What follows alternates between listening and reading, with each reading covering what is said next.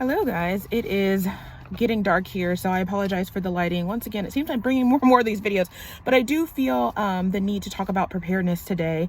It's something that's been heavy on my heart, and in fact, when I started this channel, I said that I would not talk about this directly. If you look at my older videos, you may see some things, but you'll see that I've kind of tapered off from it. But here again, I just kept feeling the thought and the push to speak about it, and the words that I'm going to talk to you today is what I've been feeling on my heart. So if this video has been helpful to you, or if you felt led to it, could you please leave a comment below so that I am clued in on why I feel called to share this. But I will be looking at my notes, and I'm going to go ahead and get started. The first thing I want to tell you is that I do have a worksheet below. The video today, I'm hoping to inspire you, but I'm also hoping to not incite fear, but to incite a sense of, okay, I know where to start. I know what I'm going to do. And that's what that worksheet is going to be doing, helping you know how to start, especially if you're starting from zero, or there's many times my preps have been wiped out and I've got to start over again. It's just a little reminder to here's how to start where you are. People say how to start where you are, but here's actually how to start where you are. And if you're feeling the urgency to move, to offer community with that. I do want to talk about how I started. I started years ago during COVID, like most people, is when I got the first wake up call, and I was in my small condo. I was on a limited income, and I just felt the weight of what was happening and what was going to happen in the future. COVID was more so a wake up call for the future. And I also felt that the weight of my ignorance of not knowing about the food system, not knowing what I was putting in my mouth, and like literally picking up jars of things and being like, I actually don't know if this is wheat, if this is corn, if this is soy. And so I really felt that I needed to start learning to cook from scratch, learning what things were, and learning how to do things, or at least know how to do things from scratch to even make do, because I quickly realized I don't even have the skills to make do if needed. So I really I started from a need, but I think the difference in my story is not that I started from seeing the lack. The lack enlightened me to what was happening in the future, and that is the point that I feel pressed to share with you today. One thing I do want to mention is I hear a lot of people talking, and anytime I talk to anybody about this, sometimes they say, I'm so afraid, I just don't know what to do, I'm so afraid, so I just don't like thinking about things, and then they just don't think about those. I think a hard truth that I'm going to share today, and I hope it's not too harsh, and I hope that you can hear my heart, is sometimes things just are. Sometimes it is scary. Sometimes, it's just scary. It's a scary reality. But the more you turn away from that, is the scarier it actually gets, and the more unprepared, and the more the reality that you don't want happens. And so the mindset that I had to adopt is, it just is. It does no good for me to sit down and say that, I'm afraid, and to bury my head in the sand. It really doesn't. And the key to get out of anything is to stare it straight in the face. So I started with that. I was afraid too. It's very tempting to feel very overwhelmed, especially when you're living in an apartment and there was no way out at the time. And I was just like, what am I going to do? So I started with where I was. My apologies. I am looking at my notes here. I do want to say, though, that my preps have helped me beyond what I thought it was going to. I thought I was preparing for the future, for shortages and things like that. But in actuality, I ended up preparing for job loss, weather alerts, and actual weather events. I was preparing for medical events where I wouldn't be able to get out, or I would just get out of the hospital and I was unable, or it would just be harder to go to the grocery store after dealing with these surgeries. So it really helped me when I had no money, or when inflation hit is when I had no money. So to be able to have the stuff in my pantry and the knowledge from cooking from scratch and all that stuff to fall in on was very, very helpful. So I do want to say preparedness is more than just election day and all these other things. It really is also about everyday life circumstances, and it's just wisdom and knowing how to survive on your own. But to start, I'm going to give you some pillars of preparedness, but I do want to start with some basic things that I don't hear a lot of people say. The key to, I feel like, my preparedness, where I have been led to buy things or do things, and then shortly after the water main would break, or my lights would be out, or the heat would be, or the air would be out, was listening to my gut. There would be things that don't seem right, like use your credit card to buy this, go to the grocery store and do this. On paper, it seems wrong until the event happens, and then you're glad that you did it. So in all of these things, don't just blindly trust somebody. Don't just blindly listen to me or anybody else.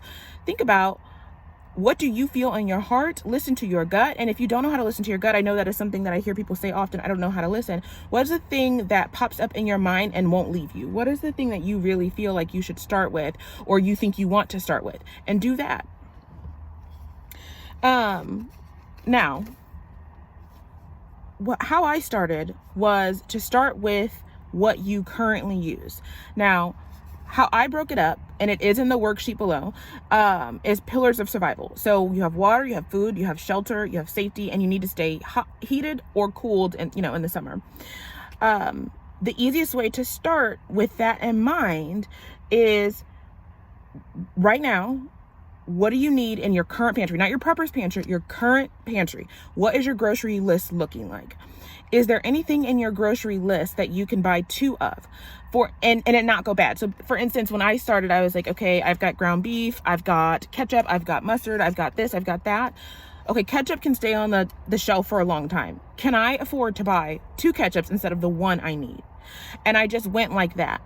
This is also where listening to your gut helps, because there will be times when you will go into the store intentioning to buy one thing and you'll feel led to buy another.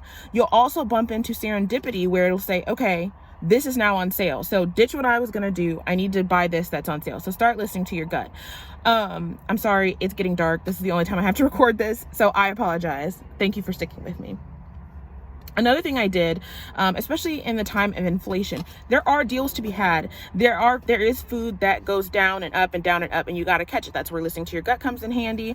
But also what I did was, those papers from the store that we throw away in our mail, I started paying attention to those. What I picked up was, in my area, Aldi has meat days on Wednesdays. So that's when any meat goes on sale, and they'll usually have what meat that will be in the paper. And then in fine print, it'll say until supplies last, and it'll give you the limits that you can do. I found that the earlier I can go get that, the better. If you wait till after work, 5-6 o'clock, it's gone. So the earlier you can go, the better. Another thing is they will also have occasionally, now I see things being bumped back to the original price sometimes in sales. So ketchup, mustard, all those things are usually on sale. But also learning how to preserve veggies in a way that's not canning. I mean, I learned to can, but you can learn how to freeze veggies. So for instance, I would buy onions when they were on sale, buy a bag of onions. Instead of letting them go bad on the counter, I would chop them up, put them in the freezer, and you can use them just like fresh when it comes to cooking with them, sauteing with them, baking with them, or baking, like if you make an egg dish or something like that. So learning how to preserve the various foods, learning how to identify the sales and how to take advantage of them was very, very helpful. You can also do obvious things like couponing, or sometimes people will just give you stuff, and that's also a good way to do that. So I started with, so that's food. You're going to want to make sure that you have water. There are very many ways to store water. I used to get those jugs, those plastic jugs of distilled water or purified water. The problem with those is they leak after a while, so I don't advise getting that. I do have an Alexi Pure. I will link my video down below on what that is. That's basically a way that it's a thing that you can put on your counter, and it's similar to the Berkey, where you just pour water in, it filters through. And that helped me when our water main broke in my apartment, and I was able to have water, essentially drinkable water, where everybody else really didn't. I also, in that video, is how to test it, because I think one of the things I see missing in people's videos is they have how to use it, but if you're in a situation where you're not sure if the water is safe, you need to be able to make sure that that filter is actually working, and to kind of get a meter of where you are cleanliness water wise, especially if you're drinking it. So I have that video down below as well. I also would get those, I think they're 5 gallons. You can get them in the camping section in Walmart. I store water in those. Old jugs I store water in. For non-drinkable water, I would take those laundry detergent, empty laundry detergent containers, rinse them out really well, fill those with water. That's not for drinking. It's usually washing clothes, washing hands, like a situation like that, flushing toilets. That's what I use it for. I like it because it usually has a spout that you can easily pour out and use the water. And then one-time use things, there is, I think it's called a bobbin. God, I can't remember, but you stick it in the tub, and that way if you know a situation is coming, you stick it in the tub, you fill it with the tub water, and it holds the tub water for days.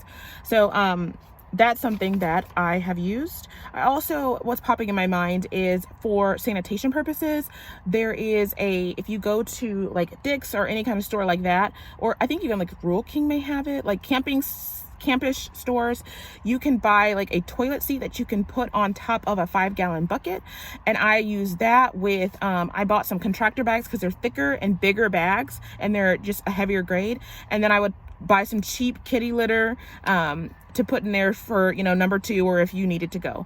I also have, I believe I put it in my bug out video. I will link that below too, where there's some like disposable toilet paper rolls that you can keep in your car or in your purse or wherever, and also some other feminine hygiene products to use on the go in that kind of situation. I'll link that video down below. So then shelter, you need to think about where you're going to be. If I know a lot of us, especially this day and age, have families that are kind of spread out. So think about where you could go to, even if it's just your car and driving your car. For instance, or maybe one other family member who has a house or has an apartment, especially if you live in an apartment, start thinking about how you would shelter. But also part of shelter is when you have outages, especially in the winter, it is hard to keep heat. And one thing I learned when being without heat and AC is those are very important. You think they're just comfort items. They're not. They're not. Very quickly in 100-degree heat, I felt sick. So you definitely need to get a fan that it rotates to cool. They do sell those. But then also for the heat, I bought something that you can plug into your Jackery that is like a heater, but also a little cheap tent that you can put up in your living room, and that keeps the heat very well. So that's just something else to think about. You need to think about safety. You know what to do with that. And then, like I said, staying hot or staying heated up or staying cooled down.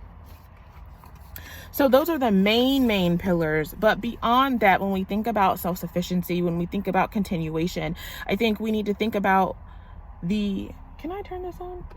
Nope. We need to think about the use cases beyond just bugging down and getting through. We need to think about continuity. So for that, I found that learning how to grow food was very, very important. Again, remember I said I started in a condo, and this is where you need to learn to put your faith hat on and to start with where you are.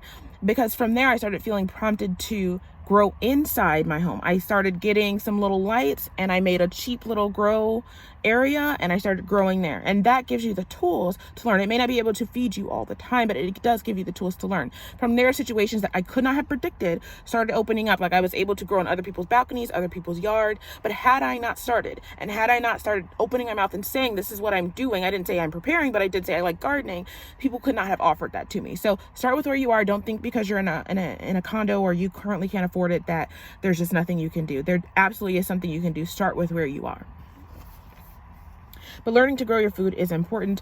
Also, something to add to that is if you have a bug out bag, make sure that you put heirloom seeds in that bag. It does no good to have the seeds and then need to bug out and then it goes away. Also, make sure that you have, I'm thinking about doing a video on this. Let me know your thoughts. You need to make sure that you have a balance of heirloom and hybridized seeds. People usually go for hybridized seed because it is a better, sometimes it grows better, stronger, more disease resistant. But the thing with heirloom is it grows true to type.